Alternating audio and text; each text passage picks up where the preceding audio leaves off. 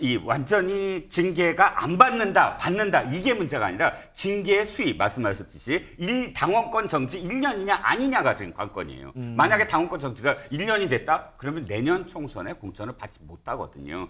만약에 1년을 안 줬다 그러면은 이거는 뭐 셀프 징계를 했지만은 사실 보여주기식으로 이렇게 하는 거 아니냐 이렇게 나올 테고 만약에 1년으로 했을 경우에는 당사자들이 굉장히 강하게 반발을 할 테고 그렇죠. 뭐 이제 이를테면 폭로전을 간다든지 과거에 이준석 대표처럼 아니면은 법적 조치를 취한다든지 이를테면은 뭐 가처분 소송을 한다든지 막 이런 거가 이어지면 이어질수록 또 당은 또 혼란에 빠진 거거든요. 그러면 쇄신을 하겠다라는 지금 김기현 체제가 지금 출범한 지 2달이 됐지만 아무것도 못 하고 있잖아요. 그게 반년 막 이렇게 길어지는 것에 대해서 당에서도 상당한 우려를 지금 표하고 있습니다. 자, 국민의힘 윤리위원회가 잠시 후 오후 4시부터요. 김재원 태영호 최고위원에 대한 징계 수위를 결정할 예정입니다. 자, 이 징계 수위에 따라서 앞으로 있을 이 총선 공청에도 영향이 끼칠 것 같은데요. 이 문제 좀 저희가 알아보겠습니다. 자, 민수숙 기자. 특히 이제 태영호 최고위원 같은 경우에는 지금 녹취록 파문까지 겹쳐서 합병해서 지금 보잖아요. 그런데 조금 전에 이제 윤리위가 4시라고 했는데 그 전부터 지금 윤리위에 가 있다면서요? 맞습니다. 오후 4시에 열리는 윤리위. 하지만 태 최고위원은 2시, 3시쯤 진즉에 가 있다 이런 이야기가 전해졌습니다. 어허. 이 취재진들의 질문을 피하기 위해 먼저 들어갔다 이런 해석이 나오고 있는데요. 이 태 의원 녹취록 의혹이 처음 터지자마자 긴급 기자회견 자리를 마련했잖아요. 여기서도 기자들의 질문이 쏟아지자 그대로 답변을 하지 않고 빠져나가서 논란이 되기도 했었는데 오늘도 모습을 드러내는 대신에 SNS로 사과글을 하나 올렸습니다. 그럼 사과하는 뜻을 전하면서도 단언컨대 이진복 정무수석의 공천이나 최고의 행보에 대한 언급은 전혀 없었다. 자신의 모든 것을 걸겠다 이런 입장을 전달했습니다. 김준일 에디터, 그 이후에 보면 뭐 후원금 쪼개기 의혹도 나왔고 근데 최근 보니까 뭐 보좌관을 주일 예배 못 가겠다 또 이런 의혹 보도도 있더라고요. 그러니까 지역구 사무실에 보좌관들이 이제 번갈아 가면서 한 3개월, 2개월에서 3개월에 한 번씩 이제 근무를 쓴 거예요. 네. 일요일 날에. 네. 그래서 한 보좌진이 이제 저는 뭐 근무 못 쓰겠다. 교회 가야 되니까. 그러니까 의사를 물어봤다고 합니다. 왜 못 가느냐라고 하니까 교회 때문에라고 답을 했고 태영호 의원도 본인도 개신교 기독교 사람이다. 그래서 교회 간다. 이렇게 해서 그거 자체는 부인을 했는데 그러니까 왜 일요일 날 지역구 사무실에 당직을 서야 되는지 그게 저는 잘 이해가 안 가요. 그러니까 그렇게 굳이 해야 되나요? 일요일 날은 쉬라고 있는 건데 네. 보좌진들도 다 사람이고 가족이 있는 거 아닙니까? 그거 자체가 조금 너무 강압적으로 이거를 한 거 아니냐. 그래서 불만들이 터져 나와서 녹취록까지 나온 거 아니냐. 이런 얘기들이 나오고 있습니다. 자, 그런데요. 윤리위에 회부된 이후에 논란이 지속되는 건 태영호 최고위원뿐만 아니고요. 김재원 최고위원도 또 논란이 됩니다. 허준 변호사. 저번에 김 최고위원 뭐 징계 반대하는 뭐 서명 있고 이랬잖아요. 뭐 2만여 명 당원이다 이랬는데 뭐 절반 이상이 또 당원이 아니었다면서요. 그것 때문에 또 막 논란이 되던데요. 네, 2만 명의 서명서는 김재원 최고위 징계를 반대한다는 한 국민 모임이라는 단체에서 제출한 반대 서명서였는데요.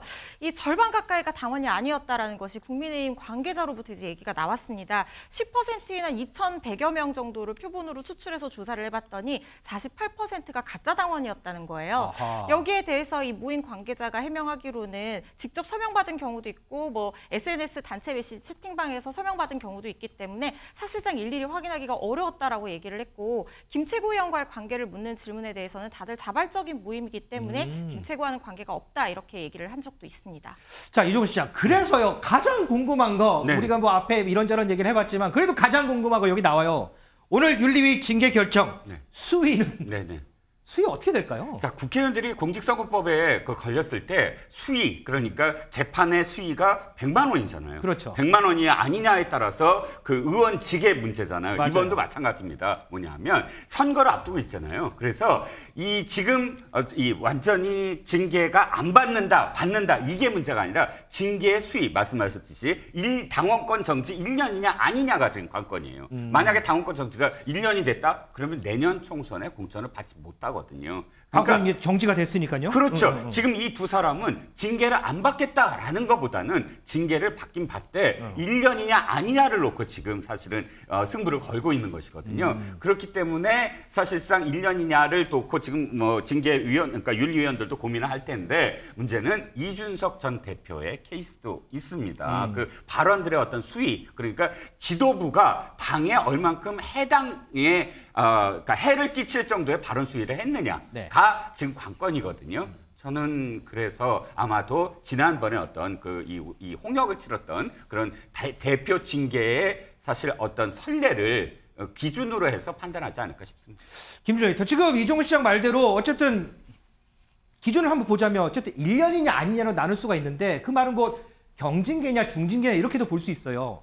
그런데 경징계를 내리면 그대로, 또 중징계를 내리면 그것대로, 이게 다 후폭풍이 있지 않아요? 딜레마죠. 그러니까 지금 하한선은 당원권 정지 6개월 정도로 지금 거의 얘기가 되는 것 같아요. 그러니까 네. 그 최저 그 정도로 나올 것 같고 그 이상으로 이제 1년이냐 아니냐인데, 만약에 1년을 안 줬다 그러면은 이거는 뭐 셀프 징계를 했지만은 사실 보여주기식으로 이렇게 하는 거 아니냐 이렇게 나올 테고, 만약에 1년으로 했을 때는 당사자들이 굉장히 강하게 반발을 할 테고, 그렇죠. 뭐 이제 이를테면 폭로전을 간다든지, 과거 이준석 대표처럼, 아니면은 법적 조치를 취한다든지, 이를테면은 뭐 가처분 소송을 한다든지 막 이런 거가 이어지면 이어질수록 또 당은 또 혼란에 빠진 거거든요. 그러면 쇄신을 하겠다라는 지금 김기현 체제가 지금 출범한 지 2달이 됐지만 아무것도 못 하고 있잖아요. 그게 네. 반년 막 이렇게 길어지는 것에 대해서 당에서도 상당한 우려를 지금 표하고 있습니다.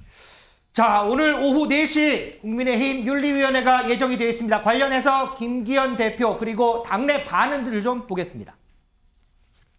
네, 최고위는 취소하셨는데 혹시 변경이 없는 건지? 대변인 다 설명드렸잖아요. 징계 관련 우려가 된다, 오해가 생길 수 있다고 이렇게 풀이됐는데. 자, 또 다른 질문 있으신가요? 징계받으신 최고위원분들이랑 통화나 연락하신 바 있는지요? 그런 사안에 대해서는 말씀 안 드리는 것이 여러분들께서 지도부가 자진 사퇴를 네. 설득했다는 이야기도 있었는데요. 제가 뭐 답변 택배를 드리지는 않겠습니다. 이진묵 수석 이야기를 들어보면 아예 공천과 일본 문제는 언급한 적이 없다. 그리고 태영 의원이 그걸 인정을 했잖아요. 네.